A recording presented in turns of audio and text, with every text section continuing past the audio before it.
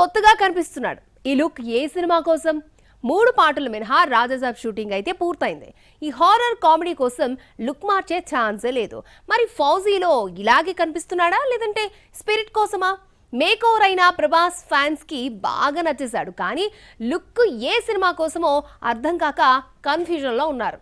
Recent గా బయటకొచ్చిన stills తో ప్రభాస్ కొత్తగా కనిపించాడు, సన్నబడ్డాడు. ఫేస్ లో న్యూ లుక్ కొత్తగా అట్రాక్ట్ చేసింది. బాగుందన్న ప్రశంసలైతే వస్తున్నాయి, కానీ ఈ సినిమా కోసం ఎలా మారాడో తెలియడం లేదు. ఆ మధ్య బాహుబలి రీయూనియన్ లో కూడా ఇదే లుక్ తో కనిపించడంతో ఏదో ఒక సినిమా కోసమే ఇలా మారిపోయాడని ఫ్యాన్స్ అనుకున్నారు. ప్రభాస్ సందీప్ వంగ కాంబినేషన్ లో వస్తున్న మూవీ స్పిరిట్ ఎన్నో ప్రశ్నలు రేపుతోంది. ప్రస్తుతం ప్రీ ప్రొడక్షన్ వర్క్ లో ఉన్న ఈ క్రేజీ ప్రాజెక్ట్ సెప్టెంబర్ లో మొదలవుతుందని, అందుకే ప్రభాస్ గెటప్ మారిందని అంటున్నారు.